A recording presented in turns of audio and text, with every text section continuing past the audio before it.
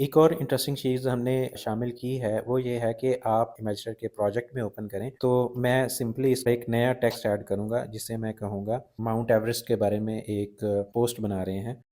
यहाँ पे हमने एक right with AI option add किया है। तो मैं यहाँ पे लिखूँगा माउंट एवरेस्ट की मुख्तसर तफ़सील बताएँ। तो यहाँ पे जनरेशन मोड अगेन है, यहाँ पे आप लाइट और स्मार्ट चूज़ कर सकते हैं। जो उसकी आउटपुट लैंग्वेज होगी वो इस टाइम उर्दू पे सेलेक्ट है। आप इंग्लिश कर सकते हैं, अराबिक, और मोर में आप कोई सिंधी, पश्तो, पर्शियन वगैरह ऐड कर सकते हैं।